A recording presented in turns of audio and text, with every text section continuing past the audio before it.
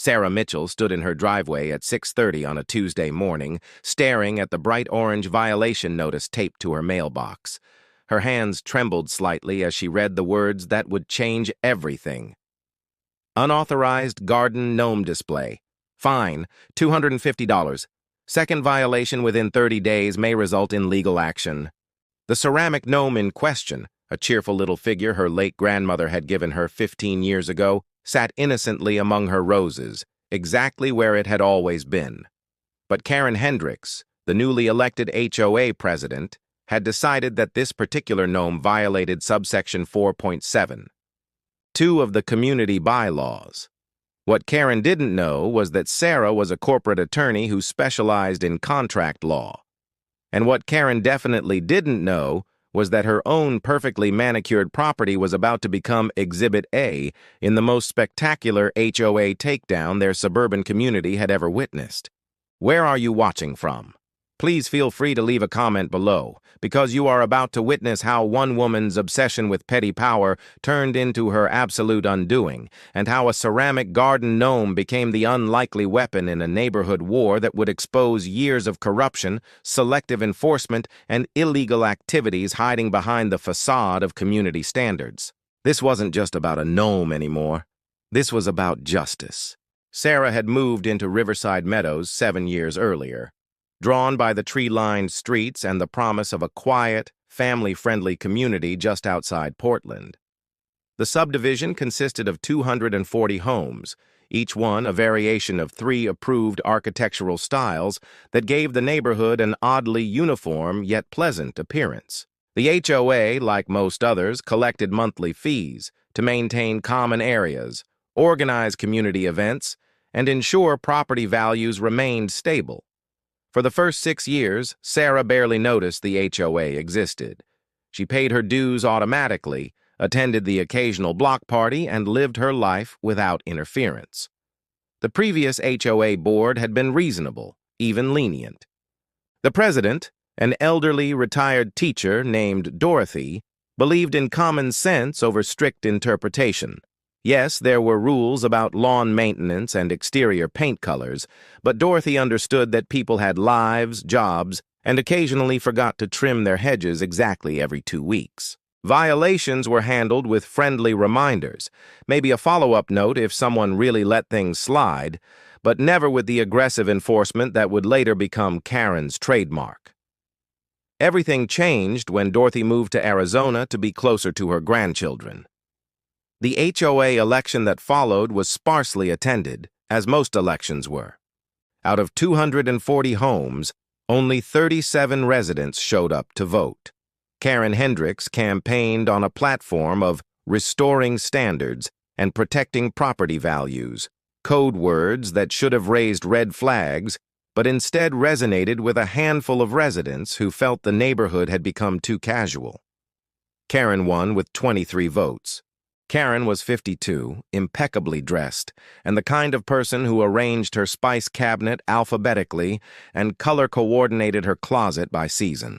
She had moved to Riverside Meadows 3 years earlier with her husband David, a software engineer who traveled frequently for work and seemed relieved to escape into his career. Karen didn't work outside the home, and she had no children, which meant she had enormous amounts of time to dedicate to her new position. And dedicate herself she did, with the fervor of someone who had finally found her life's purpose. Within the first month of Karen's presidency, violation notices began appearing throughout the neighborhood like a plague. Basketball hoops left in driveways overnight, wind chimes that allegedly created noise pollution, holiday decorations that remained up 3 days past the approved removal date, garden beds that extended 2 inches beyond the permitted boundary. Each violation came with a fine, and the fines were not suggestions. Karen had discovered that the bylaws, written decades earlier and rarely enforced, gave the HOA board surprising power to assess penalties and even place liens on properties for unpaid fines. Sarah first became aware of the new regime when her neighbor, Tom, received a violation notice for his son's bicycle being visible from the street. The bike had been leaning against their garage door for perhaps 20 minutes while the boy ran inside for a snack. Karen had apparently been on one of her neighborhood patrols, photographing violations with a timestamp camera she'd purchased specifically for this purpose. Tom paid the $75 fine because arguing seemed like more trouble than it was worth, a calculation that dozens of other residents would make in the coming months. But Sarah's grandmother's gnome was different. That gnome represented something beyond just a lawn ornament. Her grandmother Helen had given it to her the summer before she died, joking that every garden needed a guardian. Helen had been an avid gardener who believed yards should be personal expressions, not sterile showrooms. She'd passed away from cancer that fall, and Sarah had placed the gnome among her roses as a tribute, a small connection to a woman who'd taught her to stand up for herself and never back down from bullies.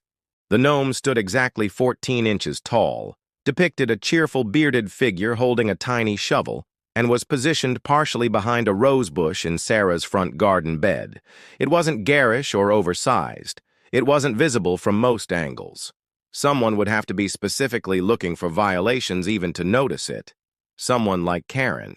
The violation notice specified that lawn ornaments were prohibited under Section 4.72 of the Community Bylaws, which stated that no decorative items, statuary, or ornamental fixtures shall be displayed in front yards except as approved by the Architectural Review Committee.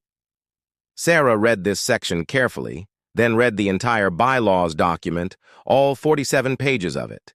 What she discovered was fascinating. The bylaws were a contradictory mess, sections written and amended over 20 years by different boards with different priorities, and no one had ever bothered to reconcile the conflicts. Section 4.72 did prohibit lawn ornaments, but Section 6.31 explicitly allowed seasonal and decorative plantings, including accompanying decorative elements that complement the landscape design. Section 8.2 stated that bird baths, sundials, and garden features of a tasteful nature are permitted. The bylaws were so poorly written that they simultaneously prohibited and allowed virtually everything, depending on which section you chose to cite. Sarah, ever the lawyer, decided to approach this professionally. She drafted a formal letter to the HOA board citing the contradictory sections and requesting a hearing to contest the violation. She included photographs of her gnome from multiple angles, demonstrating its subtle placement and tasteful nature. She also included photographs of 16 other homes in the neighborhood that had various lawn ornaments, decorations, and garden features that were technically violations under Karen's interpretation, but had never received notices. Karen's response arrived 5 days later. The hearing was denied. The fine stood. Payment was due within 30 days, or an additional late fee of $50 would be assessed. The letter's tone was curt, almost triumphant, and included a line that made Sarah's blood boil. The board's interpretation of the bylaws is final and not subject to resident input. That's when Sarah started digging deeper. She filed a formal request for HOA records under state law, which required the board to provide financial statements, meeting minutes, and vendor contracts to any homeowner who asked.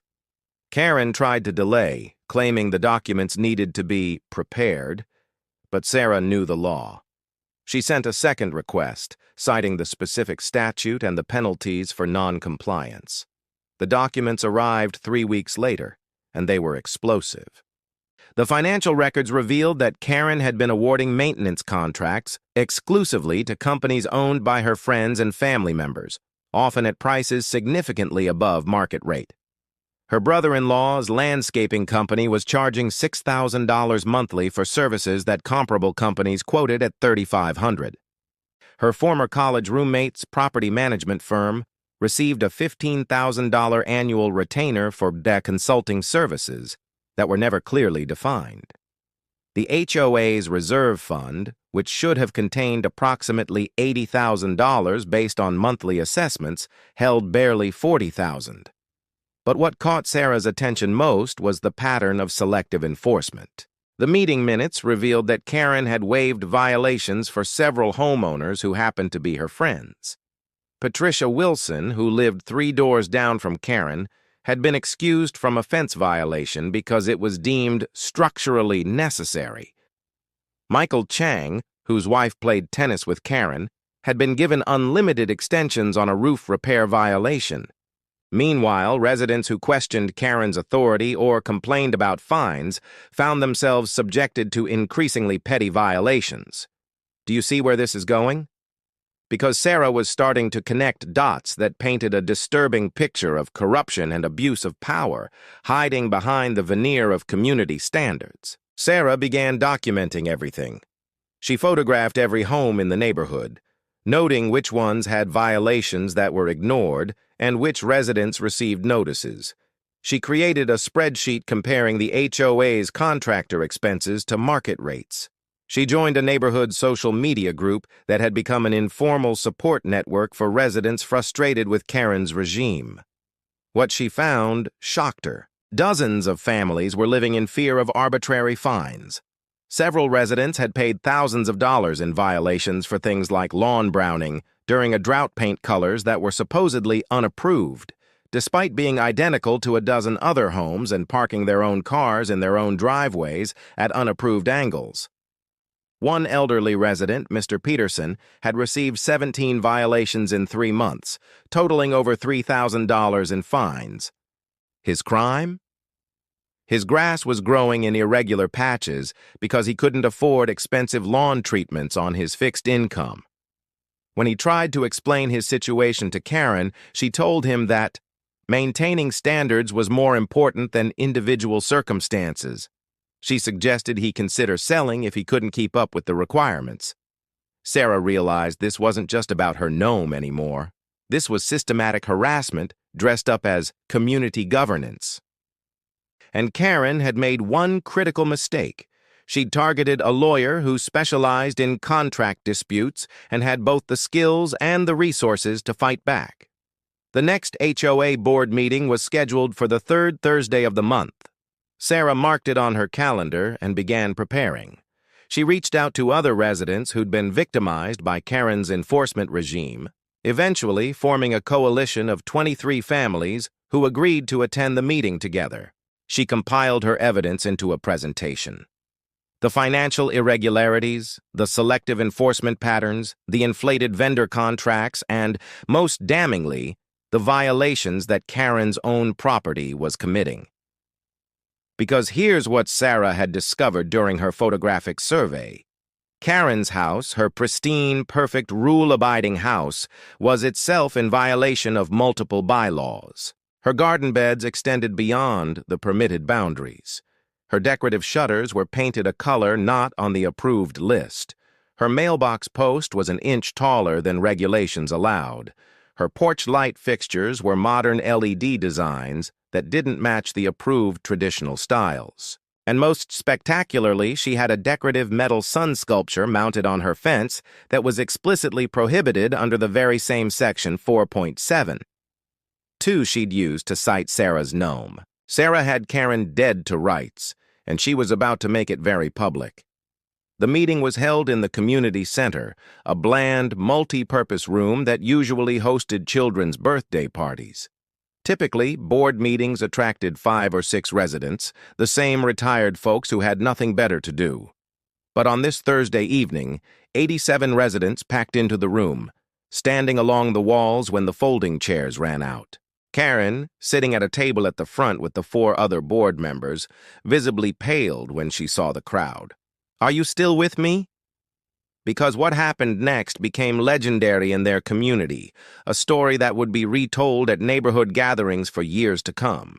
Sarah waited patiently through the preliminary business, approval of the previous meeting's minutes, the treasurer's report, and a discussion about repaving the community pool parking lot. Karen kept glancing at the crowd nervously, clearly aware that something was brewing but not sure what. When the meeting opened for community comments, Sarah was the first to stand. She began calmly, introducing herself and explaining that she wanted to discuss the recent increase in violation notices and the concerns multiple residents had expressed about inconsistent enforcement. Karen interrupted immediately, stating that violations were straightforward and enforcement was equal for everyone. That was Sarah's opening. Sarah clicked on her laptop and images appeared on the projector screen she'd set up earlier. Side-by-side photographs of different properties, one with a violation notice, one without, both showing identical supposed infractions.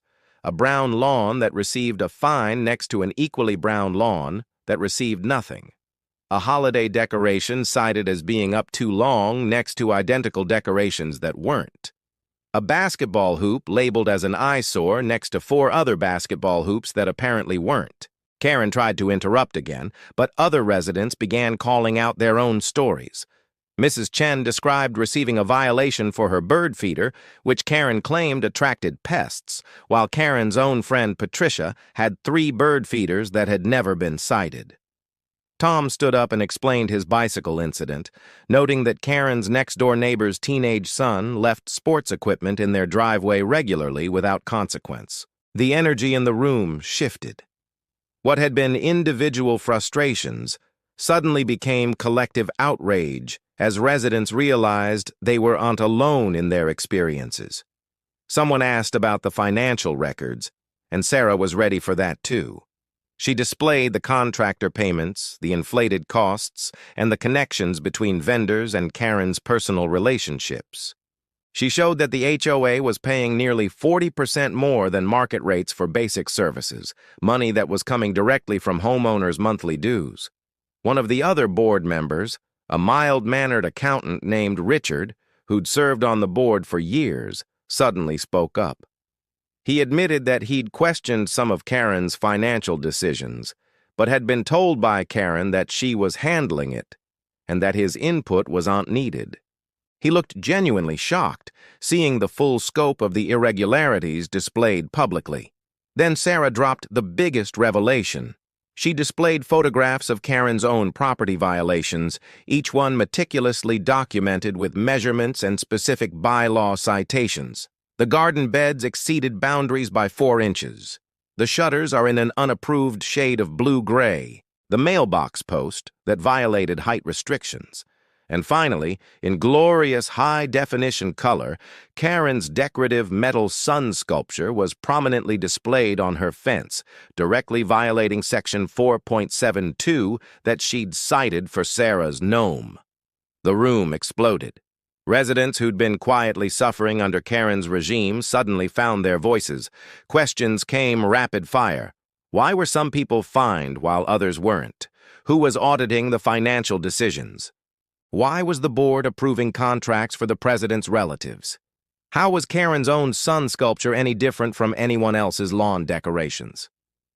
Karen's face had turned bright red, a combination of embarrassment and fury. She tried to regain control, pounding the gavel she'd purchased specifically for her role as president, shouting that the meeting was out of order. But the residents weren't interested in order anymore. They wanted answers. Sarah, still standing calmly at her spot, delivered her final blow. She announced that she'd filed a formal complaint with the state's Department of Real Estate, which oversees HOA governance, alleging financial mismanagement, selective enforcement, and breach of fiduciary duty.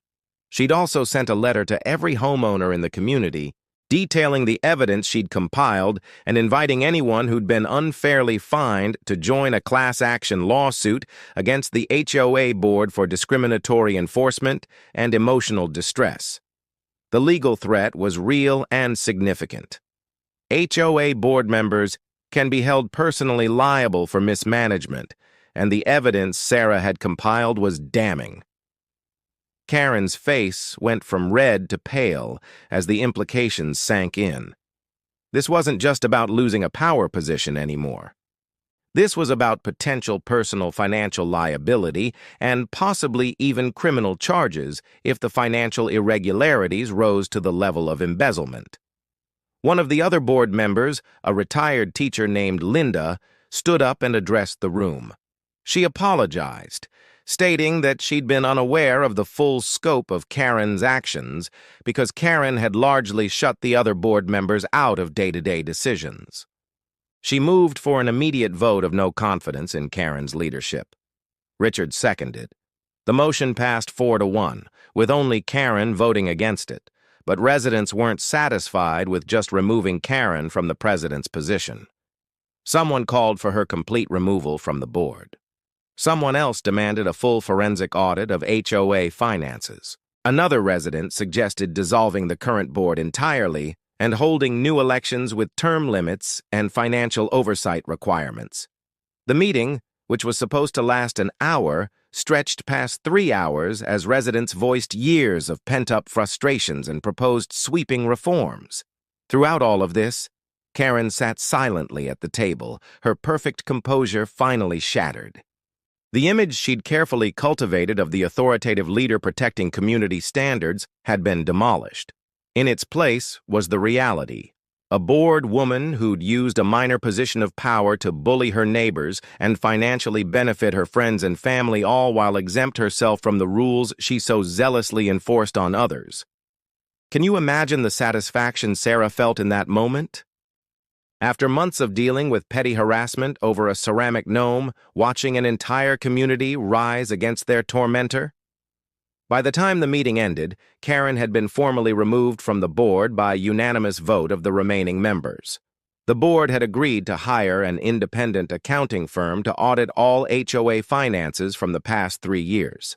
They'd established a new committee to review and rewrite the bylaws to eliminate contradictions and create clear, consistent standards. And they'd agreed to refund all violation fines issued in the past year, pending individual review of each case. Sarah walked out of that meeting with her gnome violation formally dismissed, along with a standing ovation from her neighbors. But the fallout was beginning. The real impact of that night would unfold over the following months in ways that would transform their community forever. The story could have ended there, with Karen's humiliating removal and Sarah's victory. But what happened next proved that consequences for abuse of power can extend far beyond a single dramatic confrontation. The morning after the board meeting, Karen's husband, David, filed for divorce. According to neighborhood rumors that Sarah later confirmed through mutual acquaintances, David had been unaware of the extent of his wife's HOA activities. He'd known she was president, but assumed it was a minor volunteer position that kept her busy. He'd been traveling for work during most of Karen's reign of terror and had no idea his wife was spending her days photographing neighbors' properties and generating violation notices.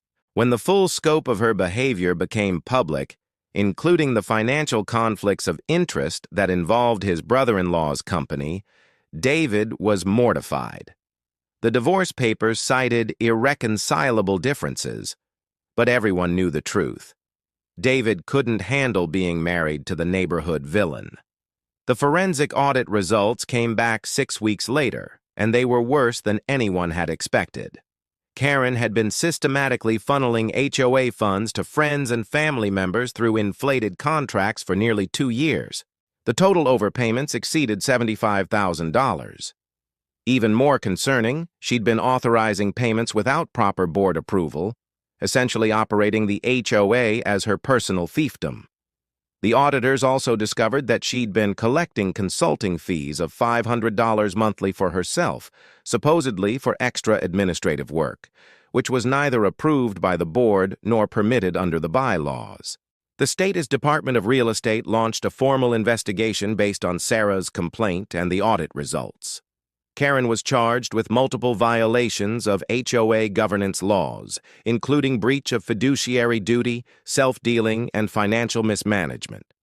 The penalties included a permanent ban from serving on any HOA board in the state, restitution of all improperly paid funds, and personal fines totaling $15,000. The vendors who'd been receiving inflated payments, including Karen's brother-in-law, were also investigated for potential fraud and collusion. But the legal consequences were only part of Karen's downfall. The social consequences proved equally devastating. In a tight-knit suburban community where reputation matters, Karen became a pariah. Former friends stopped returning her calls. Her tennis club asked her to resign her membership after several members complained about her presence. The charity organizations where she'd volunteered quietly dropped her from their boards. She couldn't go to the grocery store without receiving hostile stares from neighbors who'd been victims of her violation notices. The class action lawsuit that Sarah had threatened became a reality. 29 homeowners joined as plaintiffs, each with documented cases of unfair fines, harassment, or discriminatory enforcement. The lawsuit sought damages for emotional distress, return of all fines paid, and attorney's fees. The HOA's insurance company, after reviewing the evidence, settled immediately for $220,000 rather than risk going to trial. Each plaintiff received compensation, with larger amounts going to those who'd been particularly targeted, like Mr. Peterson, who'd paid over $3,000 in fines. The settlement terms also required the HOA to implement sweeping reforms. A new professional property management company was hired to handle day-to-day operations, removing the potential for individual board members to abuse their power. The bylaws were completely rewritten by a team that included 2 attorneys, eliminating contradictions and establishing clear, enforceable standards that applied equally to all residents. A resident ombudsman position was created to hear complaints about potential enforcement bias. Most importantly, violation notices would now require approval from the entire board, not just the president, with each violation requiring photographic evidence and a clear bylaw citation. Sarah's little ceramic gnome, the catalyst for this entire saga, remained in its spot among the roses. But now it had company. In a show of solidarity and defiance, 17 other residents placed garden gnomes in their yards. Some were tasteful and subtle like Sarah's. Others were gloriously garish, including one that was nearly 3 feet tall and playing an accordion. The new board, operating under the reformed bylaws that now explicitly permitted small garden ornaments of a decorative nature, took no action against any of them. As for Karen herself, she ended up moving out of Riverside Meadows 8 months after her removal from the board. The house sold quickly to a young family who knew nothing about the previous owner's infamy. Karen relocated to a condo in a different part of the city, in a building with no HOA and no opportunities for community governance. According to mutual acquaintances, she became a ghost of her former self, isolated and bitter, unable to accept that her quest for control and standards had been her own undoing. The community's transformation extended beyond just fixing the problems Karen had created. The experience of coming together to challenge an abusive authority figure had galvanized the residents of Riverside Meadows. Neighborhood participation in HOA meetings increased dramatically. The social media group that had been a support network during Karen's reign became an active community forum for everything from organizing block parties to coordinating neighborhood watch programs. People who'd been strangers despite living on the same street for years suddenly knew each other's names and watched out for each other. The new board elections, held 3 months after Karen's removal, drew 97 residents as voters, more than 4 times the typical participation rate. The candidates ran on platforms of transparency, accountability, and common sense governance. The board that emerged was diverse, balanced, and committed to serving the community rather than ruling over it. The new president, ironically, was Richard, the accountant who'd been on the board during Karen's presidency but had been sidelined from decision-making. He proved to be exactly what the community needed: competent, fair, and completely uninterested in petty power plays. Sarah herself was approached by multiple residents who wanted her to run for the board, but she declined. She'd never wanted to be involved in HOA politics. She just wanted to live peacefully with her grandmother's gnome in her garden. But her actions had proven that residents didn't have to accept abuse from their HOA boards, that the rules governing these organizations could be challenged, and that standing up to bullies, even when it seemed easier to pay the fine and move on, could create positive change for an entire community. The financial recovery from Karen's mismanagement took time, but proved successful.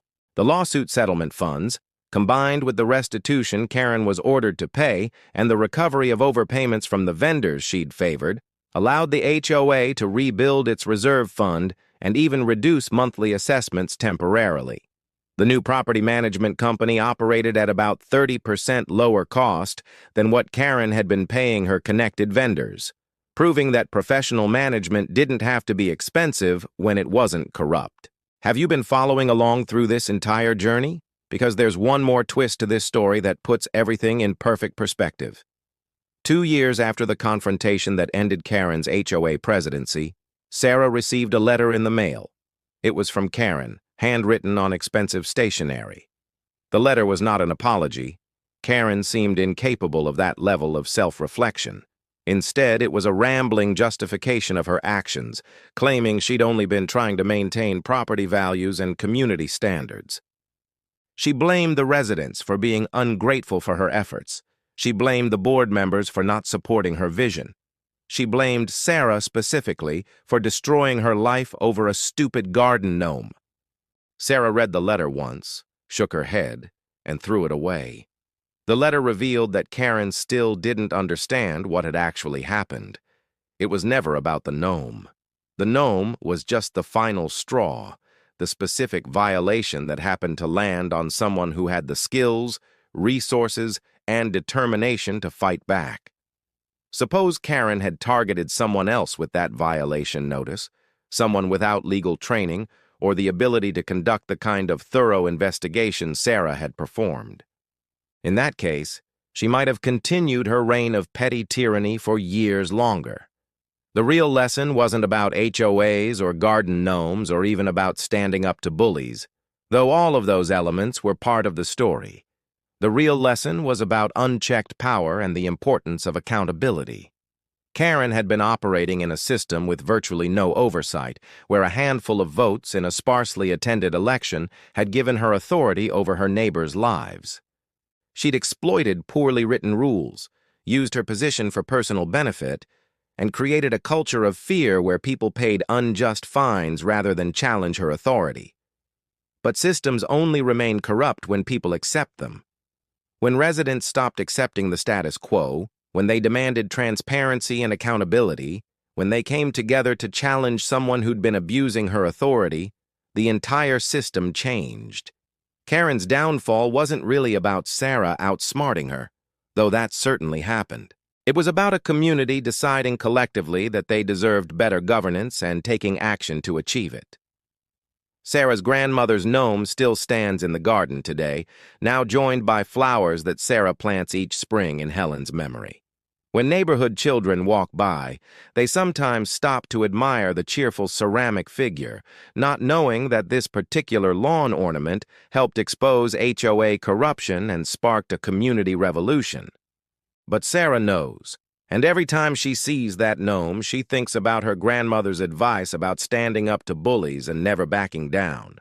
The story of Karen Hendricks and the Great Garden Gnome Rebellion became legend in Riverside Meadows and eventually spread to other communities dealing with similar HOA problems. Sarah was invited to speak at several neighborhood association meetings in other subdivisions, sharing her experience and advising residents on how to audit their own HOA finances and challenge unfair enforcement. Her presentation materials, including her documentation methods and legal strategies, were shared widely online and helped dozens of other homeowners fight back against abusive HOA boards. The irony wasn't lost on anyone that Karen's attempt to enforce arbitrary standards and maintain absolute control had resulted in the complete opposite of her stated goals. Property values in Riverside Meadows actually increased after her removal, as the community became known as a desirable place to live with fair, transparent governance. The reforms implemented after her downfall became a model for other HOAs, and the social cohesion that developed during the fight against her regime made the neighborhood stronger and more connected than it had been in years. As for the specific rules Karen had tried so hard to enforce, many of them were eliminated in the bylaws rewrite. The new rules focused on genuinely important issues like maintaining homes in reasonable condition, preventing genuine hazards, and treating common areas fairly. The petty restrictions on lawn ornaments, the specific approved colors for shutters, the regulations about basketball hoop placement, all of it was swept away in favor of common-sense standards that gave residents freedom to personalize their properties within reasonable bounds. One final detail brings the story full circle. When the HOA rewrote the bylaws, they included a new section specifically about enforcement. It stated that board members must apply all rules uniformly, and that any board member found to violate the rules they enforce against others would be immediately removed from their position. They called it the Karen Clause, though it was officially titled Uniform Enforcement Standards. Everyone knew what it really meant. Never again would someone be allowed to wield HOA rules as a weapon while exempting themselves from the same standards. So what's the real takeaway from this story? Is it about standing up for yourself when you're right? Is it about the dangers of giving petty people power? Is it about the importance of reading contracts and understanding the rules that govern your life? It's all of those things, but it's also something simpler and more fundamental. Sometimes the most important battles we fight are over things that seem small to everyone else. A garden gnome isn't important in the grand scheme of things, but the principle behind it, the right to honor your grandmother's memory in your own garden, the right to live free from arbitrary harassment, the right to expect equal treatment under the rules that govern your community, those things matter enormously. When we let small injustices slide because fighting seems like too much trouble, we enable larger injustices to flourish. Karen Hendricks thought she was enforcing community standards. What she was actually doing was using rules as a cover for bullying, using her position for personal gain, and creating a culture where people lived in fear of arbitrary punishment. She thought she was untouchable because most people wouldn't bother to fight over a $75 fine or a violation notice that seemed easier to accept. She never anticipated that she'd eventually target someone who would not only fight back, but would fight so effectively that her entire regime would collapse. Today, Riverside Meadows is a peaceful, well-maintained community where residents follow reasonable rules without living in fear. The HOA board operates transparently, treats everyone fairly, and focuses on genuine community needs rather than petty restrictions. And in one front garden, among carefully tended roses, a ceramic gnome stands as a monument to the idea that sometimes the smallest things spark the biggest changes. So the next time you receive an unfair fine, face arbitrary rule enforcement, or watch someone abuse a small amount of power, remember Sarah and her grandmother's gnome. Remember that corrupt systems only survive when good people decide that fighting back is too much trouble. Remember that documentation, persistence, and the willingness to stand up for what's right can topple even the most entrenched petty tyrant. And remember that sometimes justice comes not with a gavel or a protest, but with a thorough audit, a community meeting, and the exposure of hypocrisy for everyone to see. What would you have done in Sarah's situation? Would you have paid the fine and moved on, or would you have fought back? And if you're currently dealing with an HOA or neighborhood association that's abusing its power, what's stopping you from becoming the person who says enough is enough? Sometimes all it takes is one person willing to document the injustice, rally the community, and demand accountability. Sometimes all it takes is refusing to remove a garden gnome. 3 years after Karen's spectacular downfall, Riverside Meadows had become something of a case study in HOA reform. Local news outlets ran features about the community's transformation from a neighborhood ruled by fear to one governed by collaboration and common sense. The story resonated far beyond their small subdivision, striking a chord with homeowners across the country who felt powerless against their own tyrannical HOA boards. Sarah found herself thrust into an unexpected role as a community advocate. She never sought the spotlight, but when a regional newspaper contacted her for an interview about the incident, she agreed because she felt the story needed to be told. The article went viral, shared thousands of times on social media by homeowners who saw their own struggles reflected in Sarah's experience. Her inbox flooded with messages from people dealing with similar situations. The retired veteran fined for flying an American flag, the cancer patient cited for letting her lawn die during chemotherapy, the family threatened with foreclosure over a children's swing set. Each story reinforced what Sarah had learned through her own battle. HOA abuse wasn't an isolated problem. It was systemic, thriving in communities across the nation where boards operated with minimal oversight and residents felt too intimidated or exhausted to fight back. The combination of poorly written bylaws, selective enforcement, and financial opacity created perfect conditions for petty tyrants to flourish. Sarah began compiling her research and documentation methods into a comprehensive guide. She called it the Homeowner's Defense Handbook: How to Audit, Challenge, and Reform Your HOA. Working with two other attorneys who dealt with similar cases, she created a step-by-step manual for homeowners facing unreasonable HOA boards. The guide covered everything from how to request financial records to what constitutes selective enforcement, from documentation strategies to understanding your state's HOA governance laws. Are you taking notes? These strategies could save you thousands of dollars and years of harassment if you ever find yourself in Sarah's situation. The handbook was released as a free downloadable PDF and shared through homeowner advocacy groups. Within 6 months, it had been downloaded over 50,000 times. Sarah started receiving feedback from people who'd successfully used her methods to challenge unfair fines, expose financial mismanagement, and force their HOA boards to implement reforms. Several people credited her guide with helping them avoid foreclosure after their boards had threatened liens for unpaid violation fines. But not everyone was grateful for Sarah's advocacy work. She received angry emails from HOA board members and property management companies who accused her of encouraging anarchy and undermining legitimate community governance. One particularly hostile message came from a property management firm owner who claimed Sarah was destroying his business by teaching homeowners to question authority. Sarah found that criticism particularly amusing. If his business model relied on homeowners being too afraid or uninformed to challenge unreasonable practices, maybe his business deserved to be destroyed. The original Riverside Meadows Board, now operating under the reformed bylaws and new management structure, invited Sarah to their annual community meeting to speak about her experience. She initially declined, still preferring to stay out of the spotlight, but relented when the board explained that several new residents had moved to the community specifically because of its reputation for fair governance and wanted to hear the story firsthand. The meeting took place on a mild September evening, and over 100 residents attended, filling the community center beyond capacity.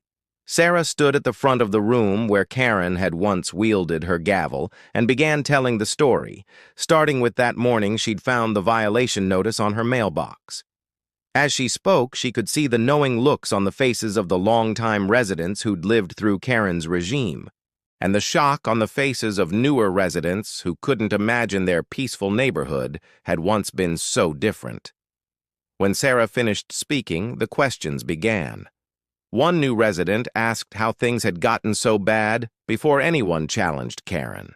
It was a fair question, and Sarah's answer was honest: fear, exhaustion, and the assumption that someone else would handle it. Most people had paid the fines rather than fight because individual battles seemed overwhelming. It wasn't until Sarah's documentation revealed the pattern of abuse that residents realized they weren't alone, and collective action became possible.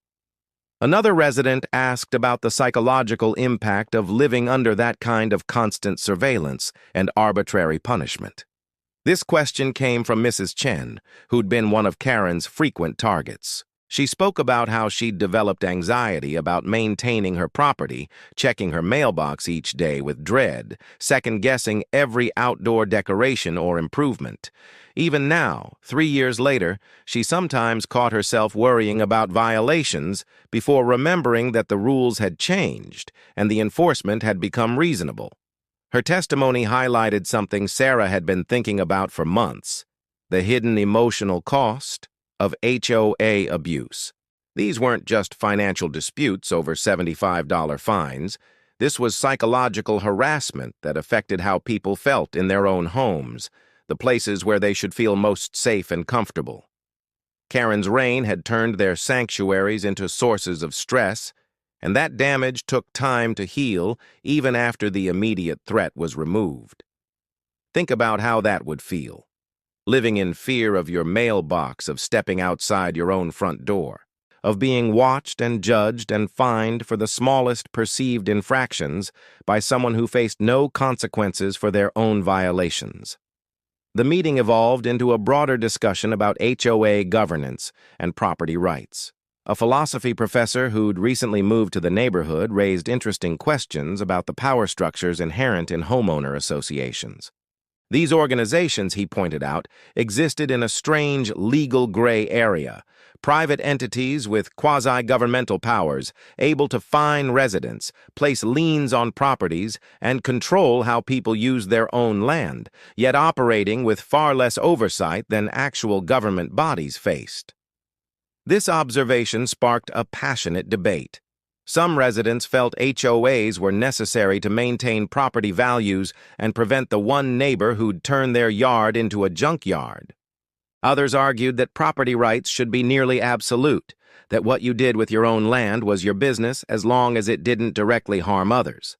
Sarah, ever the lawyer, pointed out that both perspectives had merit and that the real issue wasn't whether HOAs should exist, but how they should be structured to prevent abuse while serving legitimate community interests.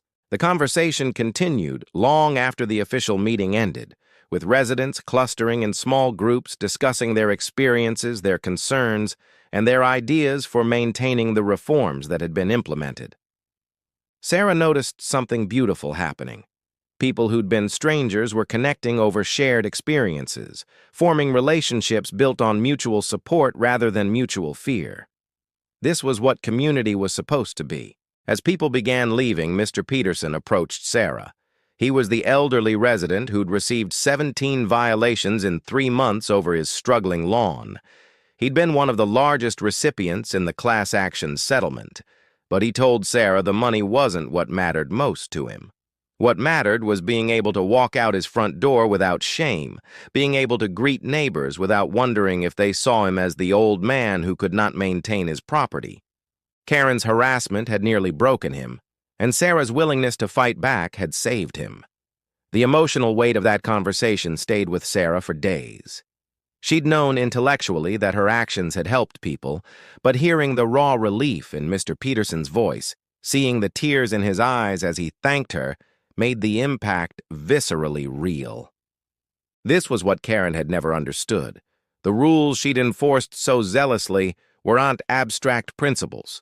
They were weapons that caused real harm to real people. Every violation notice carried emotional weight. Every fine created stress. Every threat of legal action damaged someone's sense of security and peace. The ripple effects of the Riverside Meadows case continued to expand. Several state legislatures, prompted by constituent complaints about HOA abuse, began considering reform legislation. These bills proposed measures like requiring HOA boards to undergo training in governance and fiduciary duty, mandating regular independent audits of HOA finances, establishing clear appeals processes for violation disputes, and limiting the fines that boards could assess without homeowner votes. Sarah was invited to testify before a state legislative committee considering such reforms. She walked into the Capitol building feeling surreal about the journey that had started with a garden gnome and somehow ended with her providing testimony to lawmakers. She spoke about her experience, presented her evidence of financial mismanagement and selective enforcement, and argued that stronger oversight was necessary to protect homeowners from boards that abuse their power. The opposition testimony came primarily from property management companies and HOA board members who argued that additional regulations would make it impossible to maintain community standards. One board president claimed that people like Sarah represented a minority of troublemakers who wanted to turn neighborhoods into lawless wastelands. Sarah noted with irony that this board president was currently facing his own lawsuit for allegedly using HOA funds to renovate his personal office. Were the reforms she advocated for ultimately adopted? The legislative process was slow, but several provisions made it into law within 18 months. HOAs in their state now faced mandatory biennial audits, Boards were required to maintain detailed records of all enforcement actions to prevent selective application of rules, and homeowners gained stronger rights to contest violations through independent arbitration. It wasn't everything reformers wanted, but it was progress. Back in Riverside Meadows, life had settled into a peaceful normalcy that felt remarkable primarily because it contrasted so sharply with what had come before. The new board operated efficiently and transparently. Violation notices were rare and, when issued, were for genuinely problematic situations like a home being painted purple, which even under relaxed standards was deemed too disruptive, or a yard becoming overgrown to the point of becoming a fire hazard. But even these violations were handled with courtesy, with the board offering assistance and resources rather than immediate fines. The community events that had withered under Karen's presidency began flourishing again. The annual summer barbecue drew over 300 attendees.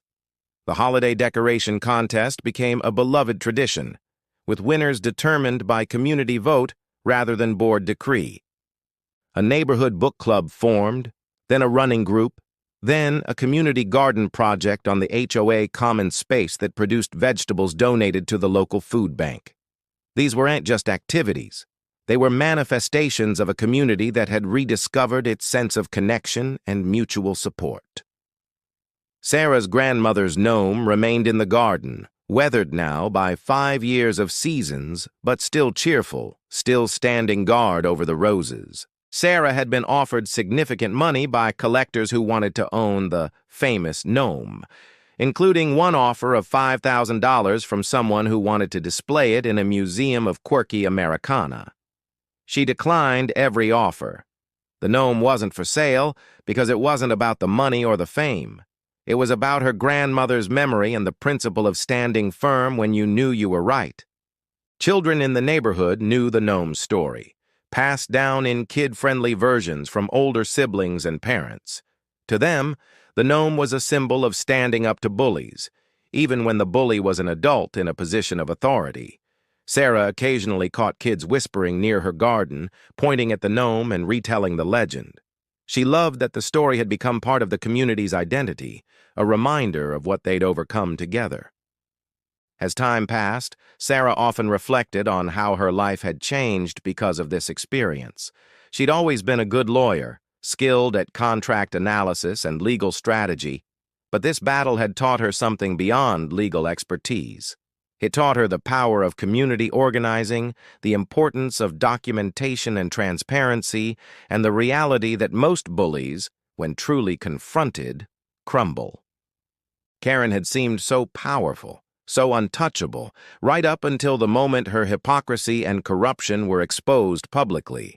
Then she'd fallen apart remarkably quickly. The experience had also taught Sarah about the responsibility that comes with having skills others lack. She could have paid the gnome fine and moved on. She could have removed the gnome and avoided the conflict. But she had legal training that most of her neighbors lacked. She had the time and resources to conduct a thorough investigation. She had the confidence that came from professional expertise. Using those advantages to fight not just for herself but for everyone Karen had victimized felt like the right thing to do, and the lasting gratitude from her community confirmed that instinct.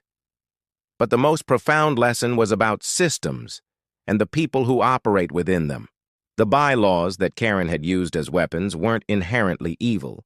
They were just poorly written and contradictory, created by well-meaning people over decades without anyone thinking through the implications. The HOA structure itself wasn't designed for corruption. It had simply lacked the checks and balances necessary to prevent someone from exploiting it. Even the contractors who'd overcharged the HOA weren't necessarily criminals. They were business people who'd taken advantage of a situation where one person controlled purchasing decisions without oversight. What made the system toxic was Karen herself, someone who combined petty vindictiveness with just enough authority to cause damage, who lacked the self-awareness to see her own hypocrisy, and who enjoyed the feeling of power too much ever voluntarily to relinquish it. But even she might not have been able to cause such harm if the system had included proper oversight. if other board members had been more vigilant, if residents had been willing to challenge her earlier in her reign. This realization pointed to a broader truth about community governance and democracy in general. Systems are only as good as the people operating them and the citizens willing to hold those people accountable. The bylaws in Riverside Meadows were rewritten to be clearer and fairer. Still, ultimately, those bylaws would only remain protective if future residents stayed engaged, if future boards operated ethically, and if the community maintained its commitment to transparency and equal treatment. Would Riverside Meadows eventually forget the lessons of Karen's reign? Would a future generation of residents, unaware of the history, allow abuses to creep back in? Sarah hoped not, but she knew it was possible. That's why she insisted that the reformed bylaws include provisions requiring the board to share the community's history with new residents, including what happened during Karen's presidency, not to shame or demonize, but to remember and learn. How's your community governed? Have you ever read your HOA bylaws, attended a board meeting, or questioned a violation notice? Or are you like most people, assuming someone else is handling it and hoping you'll never have to get involved? 5 years after the violation notice that started everything, Sarah attended another community meeting. This one was to vote on a proposal to install a small memorial garden in the community common space, dedicated to community resilience and collective action. The garden would include a plaque telling the story of how the community came together to reform their HOA without naming Karen specifically, but making the lessons clear. The vote passed unanimously, and when the garden was completed 6 months later, it included a variety of plants, a small fountain, and nestled among the flowers in one corner, a ceramic gnome. Sarah cried when she saw it, recognizing it as a nearly identical replica of her grandmother's gnome. The community had commissioned it without telling her, and the dedication ceremony became an unexpectedly emotional event. The current board president, Richard, gave a short speech about how small acts of courage can inspire communities to demand better from their leaders. Mrs. Chen talked about how the experience had taught her that vulnerability shared becomes strength multiplied. Mr. Peterson said, "Thank you," his voice breaking, and everyone understood. Sarah was invited to speak, and she stood before her neighbors feeling overwhelmed by gratitude and pride. She told them that her grandmother, Helen, would have loved knowing her simple gift of a garden gnome had sparked such positive change. She reminded everyone that the memorial garden wasn't really about her, or even about defeating Karen. It was about recognizing their own power as a community to shape their shared environment. She encouraged them never to forget that power and never to assume someone else would wield it when injustice appeared. The ceramic gnome in the memorial garden became a popular photo spot. Families would pose with it, runners would touch it for luck before starting their morning jogs, and children would leave little offerings of flowers or interesting rocks. It became a genuine community landmark, a quirky monument to the idea that standing up to bullies matters and that sometimes the most important battles are fought over things that seem small to everyone else. Karen, for her part, faded into obscurity. Sarah occasionally heard updates through mutual acquaintances. Karen never recovered from the public humiliation and financial penalties. Her divorce was bitter and costly. She moved several more times, unable to settle anywhere because she kept trying to insert herself into community leadership positions, and people would discover her history and reject her. Eventually, she moved to a rural property with no neighbors, no HOA, and no opportunities for the kind of control she'd once craved. Strangely, her story was tragic. A cautionary tale about what happens when people seek power to fill emptiness inside themselves, rather than to serve others. Sarah thought about Karen sometimes, wondering if she'd ever achieved the self-reflection necessary to understand what had really happened. Did she recognize that her downfall was not caused by ungrateful neighbors or a troublemaker with a garden gnome, but by her own hypocrisy, greed, and cruelty? Or did she still believe she'd been the victim, persecuted for trying to maintain standards? Sarah suspected the latter. which was perhaps the saddest part of the entire story. But ultimately, Karen's fate wasn't the point. The point was that the community emerged stronger from challenging her reign. The point was the reforms that prevented future Karens from causing similar harm. The point was the homeowners in other communities who read about what happened in Riverside Meadows and found the courage to challenge their own abusive HOA boards. The point was the legislative changes that provided better oversight and protection for homeowners across the entire state. And yes, the point was also about a ceramic garden gnome that refused to be removed and sparked a revolution. So what's the final message in this story? What should you take away from Sarah's experience and Karen's downfall and the transformation of an entire community? It's this. Never underestimate the power of one person refusing to accept injustice, even over something small. Never assume you're powerless against systems or authorities that seem entrenched. Never believe that fighting back is futile just because others have accepted the status quo. And never ever let anyone tell you that a garden gnome is just a garden gnome when it represents something deeper: memory, principle, the right to be left alone in your own home. The battle over that 14-inch ceramic figure exposed corruption, inspired reforms, united a community, influenced legislation, and ultimately changed hundreds of lives. All because one woman received an unfair violation notice and decided that this time she wasn't going to pay the fine and move on. She was going to stand her ground, document the hypocrisy, rally her neighbors, and fight back with every legal tool at her disposal. What will you do when your moment comes? When you face your own Karen Hendricks, your own arbitrary authority, your own unjust fine over something small that represents something larger? Will you pay the fine and move on, accepting that fighting is too much trouble? Or will you channel Sarah Mitchell, grab your metaphorical garden gnome, and refuse to back down? The choice, as it always has been, is yours. But remember, systems of injustice only persist because people let them. The moment someone says no more and backs it up with action, documentation, persistence, and the willingness to make noise until others join in, even the most entrenched tyrant can fall. Even an HOA president who seemed untouchable can be brought down by exposure, accountability, and a community that finally decides to demand better. And sometimes all it takes to start that revolution is refusing to remove a garden gnome. Where does your community stand? Are you governed by rules that make sense and leaders who treat everyone fairly? Or are you living under your own version of Karen Hendricks, paying unjust fines and hoping someone else will fix the problem?